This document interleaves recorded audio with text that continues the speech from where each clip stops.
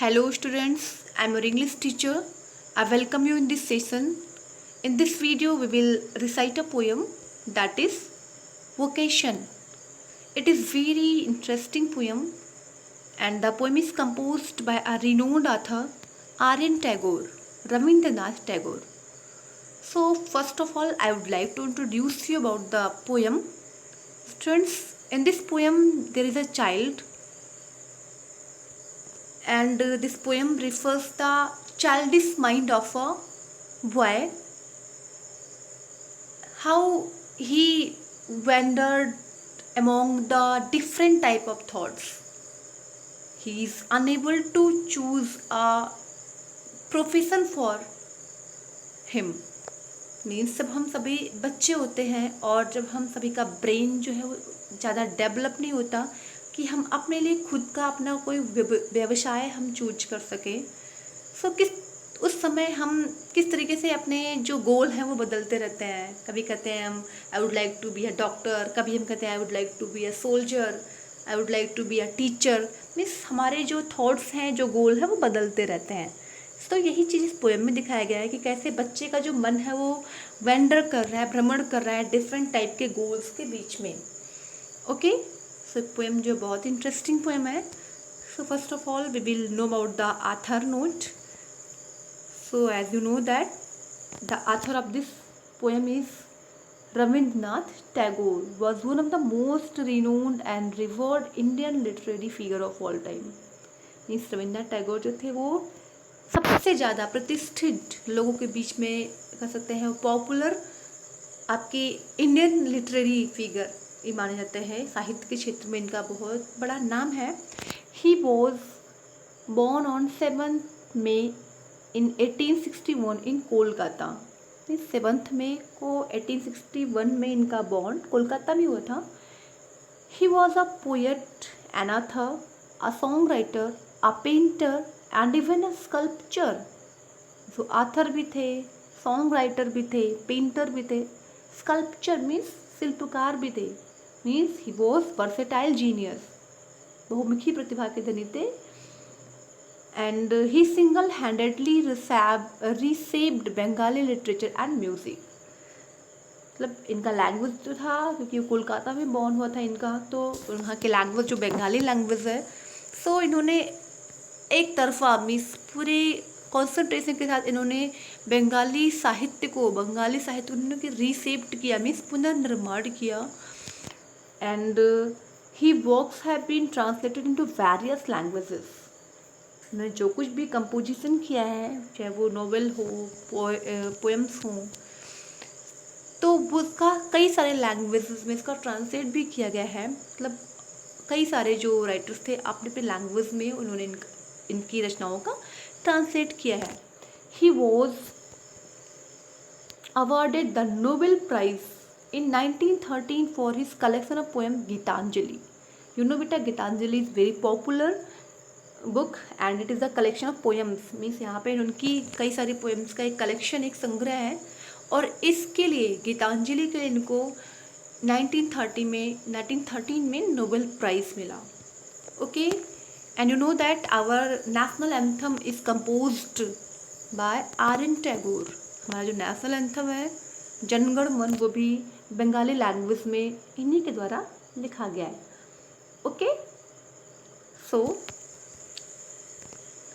let's see. Okay, a question for you. You have to think and you have to answer this question in the live class. Okay, do you ever have a feeling that your life is too boring? Very amazing question for you. Do you ever have a feeling कि आपने कभी ऐसा feel किया है कि आपकी life आपके लिए बहुत ज़्यादा बोरिंग हो गई है? होता होगा सभी के साथ कभी कभी। Okay, do you feel that every day is the same? Means कि आपको ऐसा भी लगता है कि हर दिन एक जैसा ही बीता है, कुछ स्पेशल नहीं है। Do you ever wish you had more free time to practise your hobbies और do things you like? Means कि आपको कभी ऐसा फील हुआ है कि आपको अपनी स्टडी के अलावा, except your study, you need a time with your hobbies, with your for your favorite hobbies such as painting, sculpturing, digging soil, etc.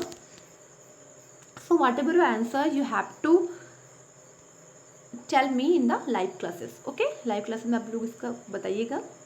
In such situations, do you ever wish you could be something or someone else? Describe the situation. Means ऐसे situation में do you ever wish, क्या आपने कभी ऐसा wish किया है कि आप कुछ ऐसा काम करो, मतलब आपका जो मेन गोल है उससे हटकर आपका जो हॉबी है उसके लिए कुछ आप अलग वर्क करो. कुछ ऐसे ही फीलिंग्स हम पढ़ेंगे इस पोएम में. Okay, so let's start. Let us read a poem about a child and find out what he wants to be. You know that in this poem there is a boy like you. He is wandering in different type of thoughts.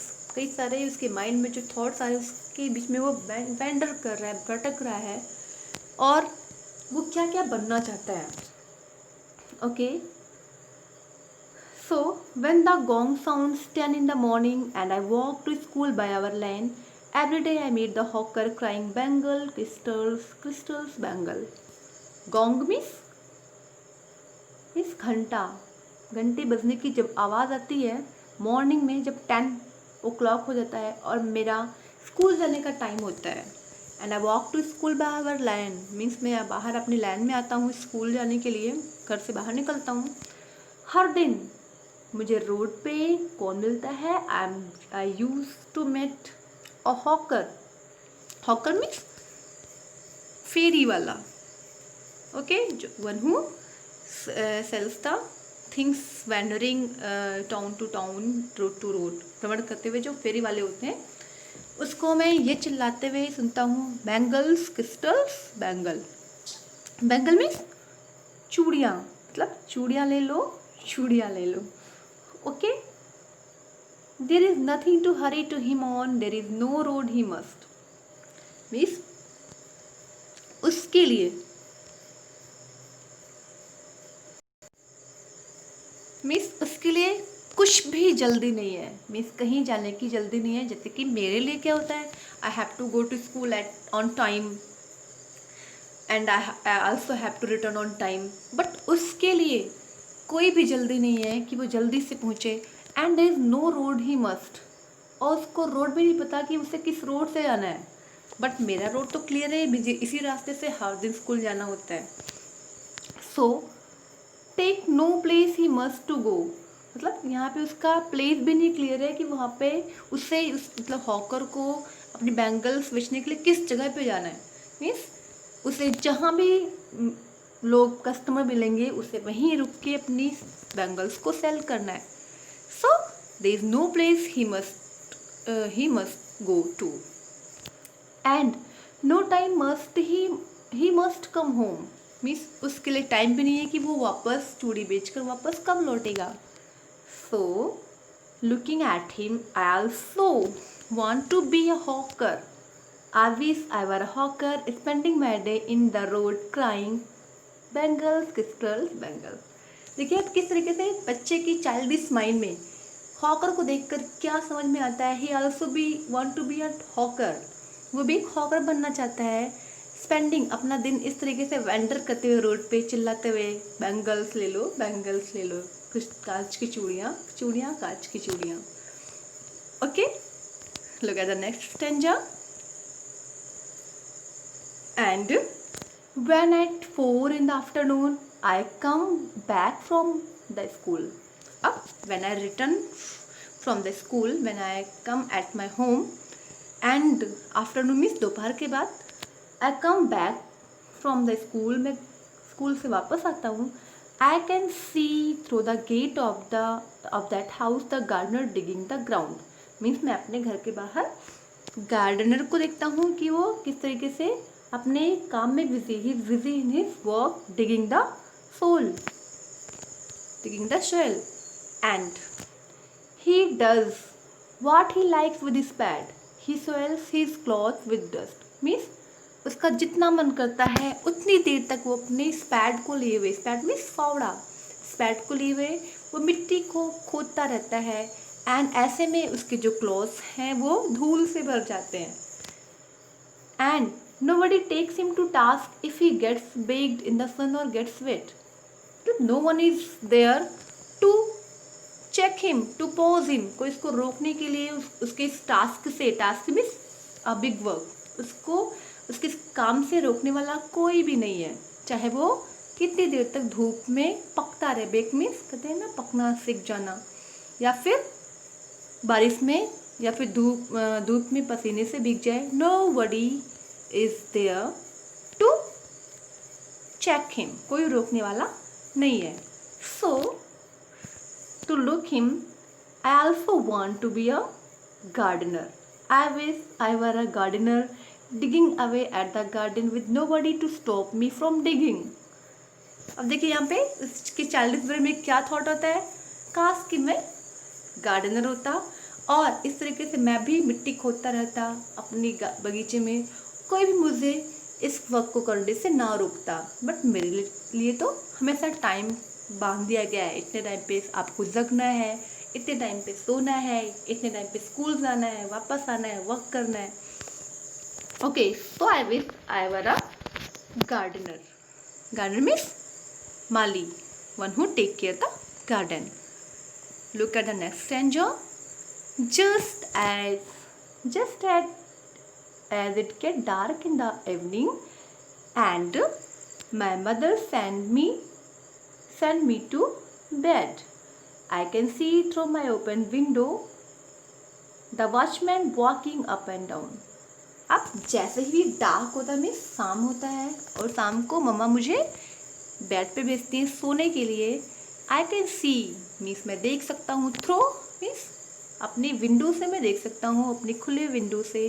The watchman means watchman को, कि वो up and down walking करे, because it is his duty. वो up down ऊपर नीचे वो बाहर walking कर रहा है।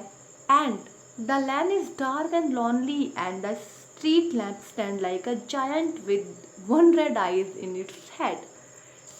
लैंड में शाम हो चुकी है, जो कि अंधेरा है, because it is the dark now, and the road is very clear.